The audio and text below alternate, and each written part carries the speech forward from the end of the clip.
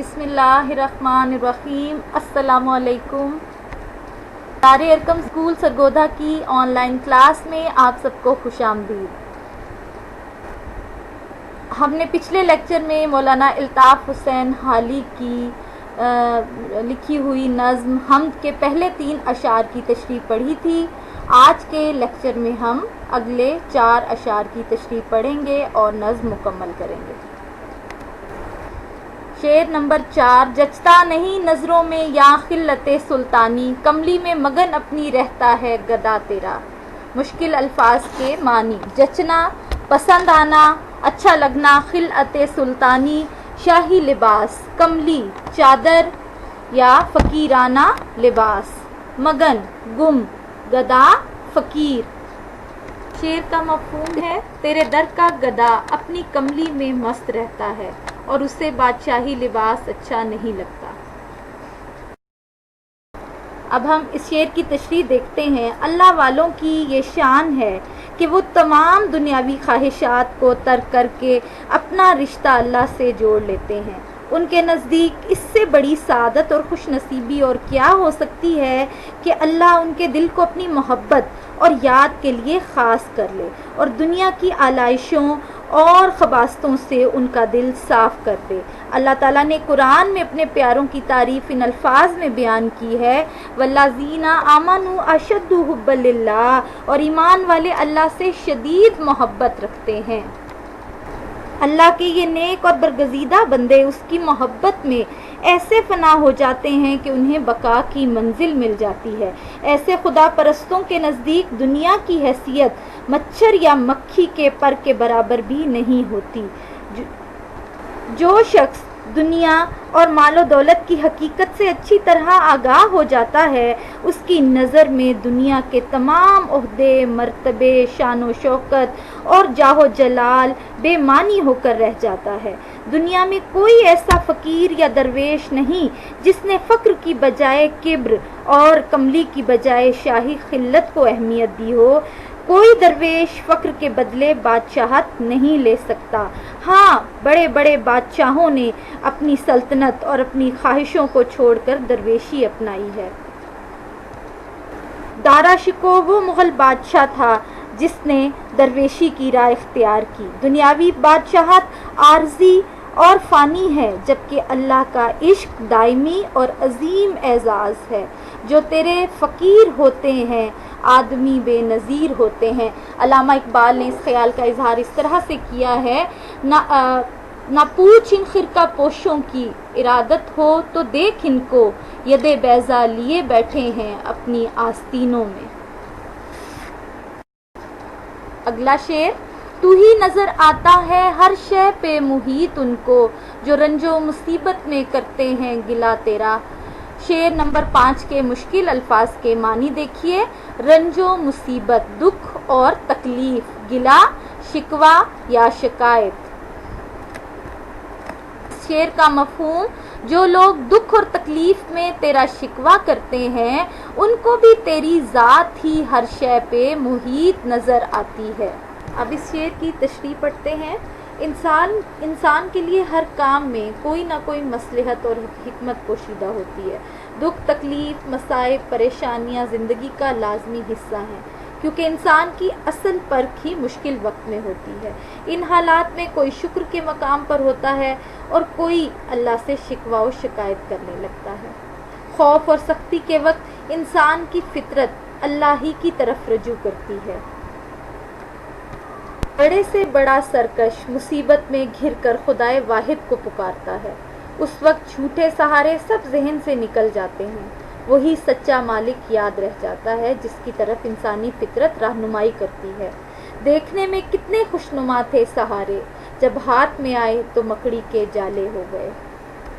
انسان مصیبت کا شکار ہوتا ہے تو وہ خدائے واحد کی طرف متوجہ ہوتا ہے، اپنے گناہوں کی مغفرت طلب کرتا ہے۔ وہ لوگ جو وقتی رنج و غم کی وجہ سے تجھ سے شکایت کرتے ہیں، ان کا واحد آسرا بھی صرف تیری ذات ہی ہے۔ تو خالق کونین ہے، تو حاصل کونین ہے جس پر نظر تیری، اس سے کوئی ہو غم کیا۔ اگلا شعر۔ آفاق میں پھیلے گی کب تک نہ مہک تیری، گھر گھر لیے پھرتی ہے پیغام صبا تیرا۔ مشکل الفاظ کے معنی: آفاق افق کی جمع، آسمان کے کنارے مراد دنیا، مہک خوشبو، صبا صبح کی ٹھنڈی ہوا۔ اس شعر کا مفہوم: صبح کی ٹھنڈی ہوا کا جہاں جہاں گزر ہوتا ہے وہاں وہاں اللہ کی رحمت کی نوید ضرور پہنچتی ہے۔ اب اس شعر کی تشریح دیکھیے۔ ہر تخلیق اپنے خالق کا پتہ دیتی ہے۔ تصویر کو دیکھ کر مصور اور آئینے کو دیکھ کر آئینہ ساز کا خیال آتا ہے۔ کائنات کی رنگا رنگی اور خوبصورتی دیکھ کر رب ذوالجلال کا خیال آتا ہے کہ جس نے یہ وسیع و بے کراں دنیا بنائی ہے وہ خود کتنے جاہ و جلال اور عظمت و شان والا ہوگا۔ اس کی کبریائی کا نقش ہر ذرے کائنات میں موجود ہے جو زبان حال سے اس کی بڑائی اور وحدانیت کا اقرار کر رہا ہے۔ ہر ایک ذرہ فضا کا داستاں اس کی سناتا ہے، ہر ایک جھونکا ہوا کا آ کے دیتا ہے پیام اس کا۔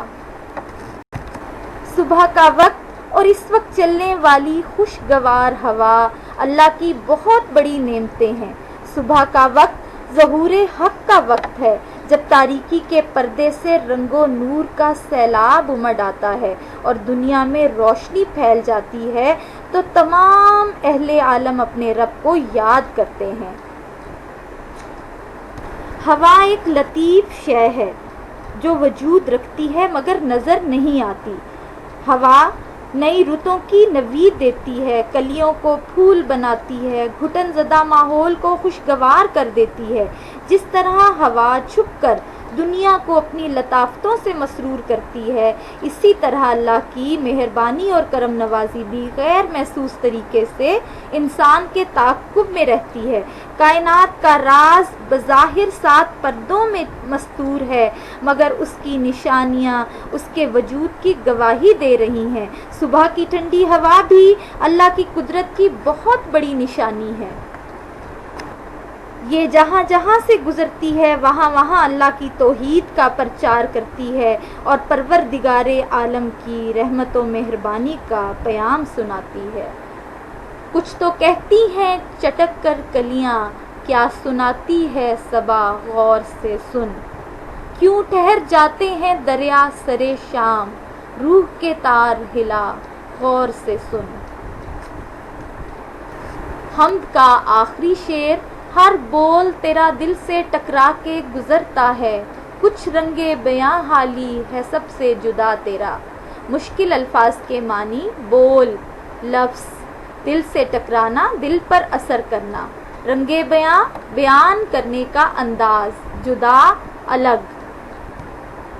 اس شعر کا مفہوم: حالی کے انداز میں ایسا جادو ہے جو نہ صرف دوسروں سے جدا ہے بلکہ دلوں پر اثر کرنے والا ہے۔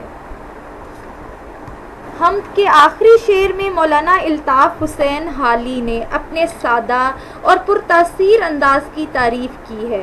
اللہ نے ان کے لفظوں کو ایسا جادو اثر کر دیا ہے کہ سننے والوں کے دلوں میں وہ گھر کر لیتا ہے۔ اگر الفاظ میں سچائی موجود ہو تو وہ اپنا آپ منوا لیتے ہیں۔ بات کہنے کی ادا ہوتی ہے، نکھت گل بھی صدا ہوتی ہے۔ حالی کے انداز بیاں کی تاثیر کی ایک وجہ تو ان کی فطری سادگی، عاجزی و انکساری ہے، اور دوسری وجہ یہ ہے کہ جس ذات سے وہ محبت کا اظہار کر رہے ہیں اس کی محبت نے ان کے لفظوں میں ایسی مٹھاس بھر دی ہے جس طرح بارش کا پہلا قطرہ مٹی میں خوشبو بھر دیتا ہے، ہوا کا تازہ جھونکا دل کو مسرور کر دیتا ہے، اسی طرح حالی کے حسن بیان نے بھی لوگوں کو اپنا گرویدہ بنا لیا ہے۔ مولانا الطاف حسین حالی نے اردو ادب میں بامقصد شاعری کا آغاز کیا۔ انہوں نے سادہ انداز اور عام فہم الفاظ میں شعر گوئی کی روش اختیار کی۔ اصل میں وہ اس بات کے خواہش مند تھے کہ بات دل سے نکلے اور دل میں جا بیٹھے۔ اسی مقصد کو پورا کرنے کے لیے انہوں نے اپنے احساسات اور خیالات کے اظہار کے لیے سادہ بیانی کو اپنایا تاکہ لوگ بآسانی سمجھ سکیں۔ बेगानगी में हाली ये रंगे आशनाई, सुन सुन कर सर धुनेंगे काल अहले हाल तेरा।